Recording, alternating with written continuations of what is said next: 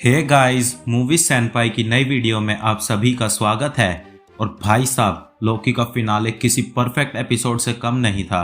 और आज की वीडियो में मैं ब्रेक डाउन करूंगा हर डिटेल की जो हमें लोकी के सीजन 2 एपिसोड 6 में देखने को मिली।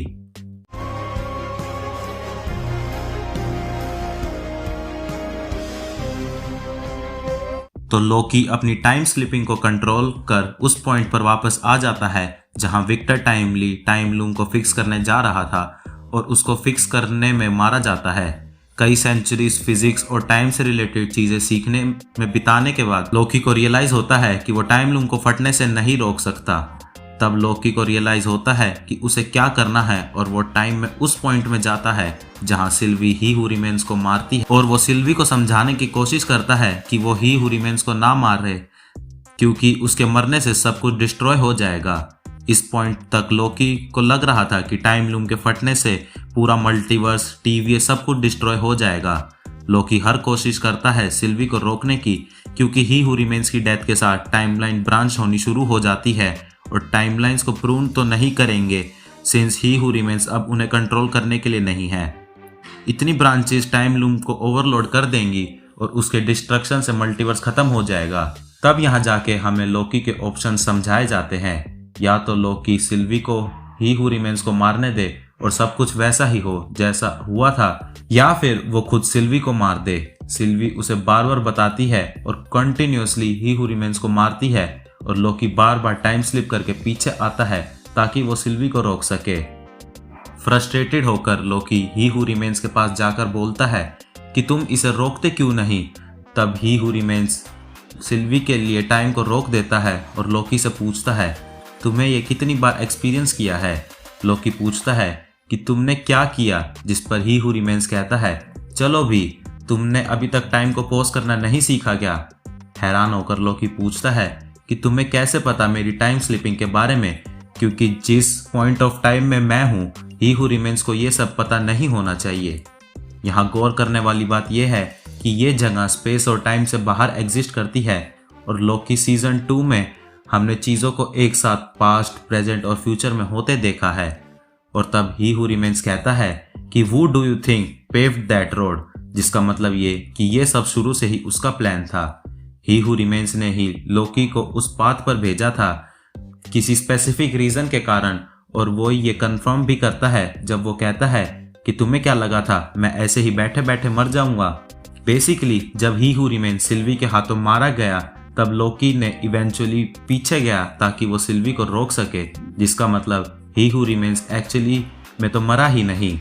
लोकी ने उसकी डेथ को अपनी टाइम स्लिपिंग से अंडू कर दिया और ही हू रिमेन्स को उस सब के बारे में ऑलरेडी पता था। शकुनी मामा तो खामखा में बदनाम है, असली मास्टरमाइंड तो ही हू रिमेन्स है। खैर, लोकी उसे कहता है कि ये पहली बार नहीं है हम ये कन्वर्सेशन कर रहे हैं और दिखाता है कि उसे भी टाइम पॉज करना आता है।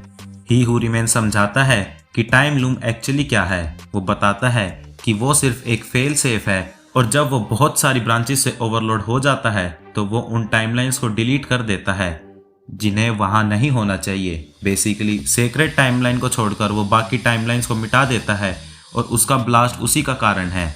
जब लूम एक्सप्लोड होगा तो उसे टीवीए भी खत्म हो जाएगा और सेक्रेट टाइमलाइन ही बचेगी जहां अब नई ब्रांचेस को प्रून करने के लिए कोई टीवीए भी नहीं होगा।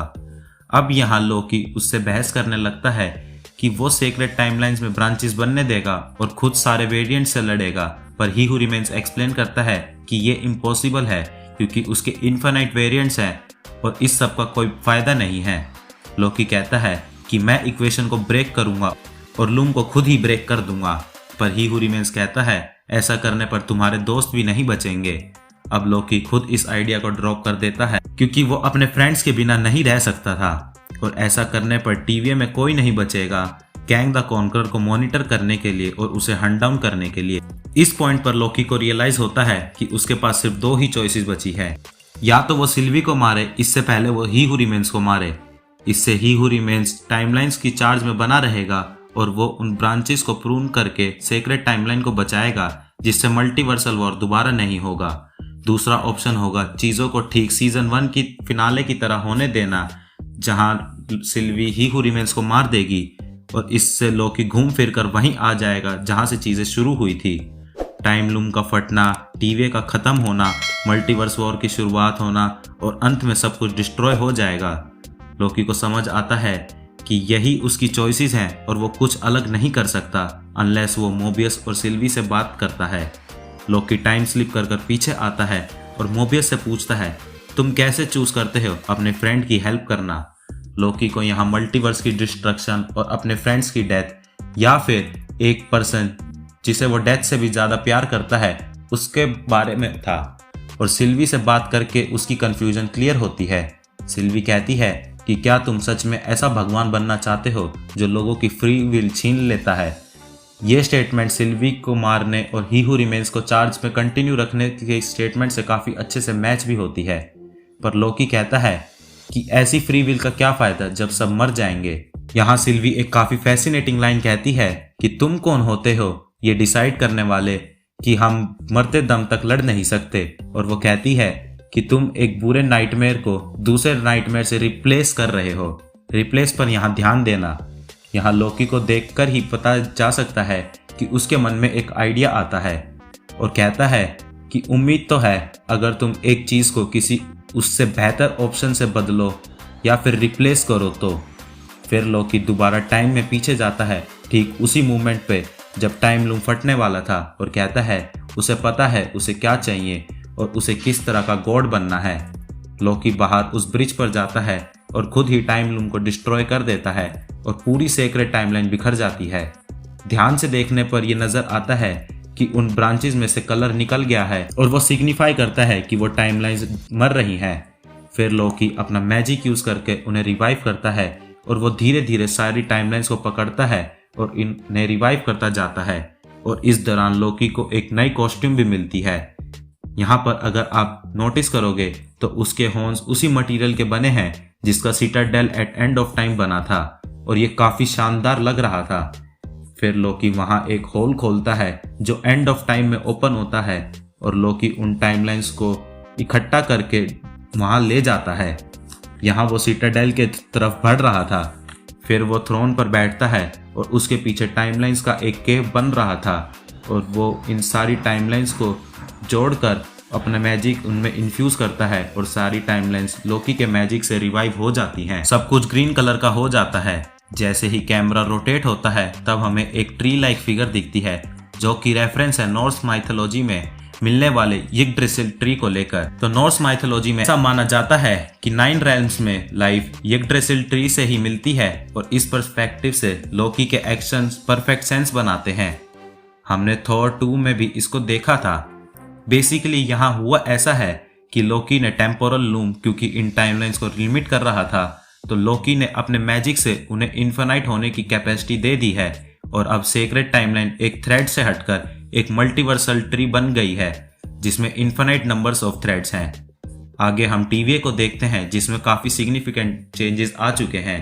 मॉनिटर पर अब एक थ्रेड नहीं बल्कि एक ट्री दिख रहा है।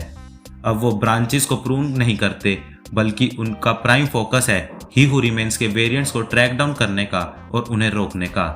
यहाँ वो 616 यूनिवर्स में आए वेरिएंट को मेंशन करते हैं जो कि ऑफकोर्स एंटमैन क्वांटम मेनिया वाला वेरिएंट ही था। यहाँ टीवीए में ओबी ने मिस मिनट्स को भी रिवाइव कर दिया है और मोबियस अपनी पर्सनल फाइल को देखता है।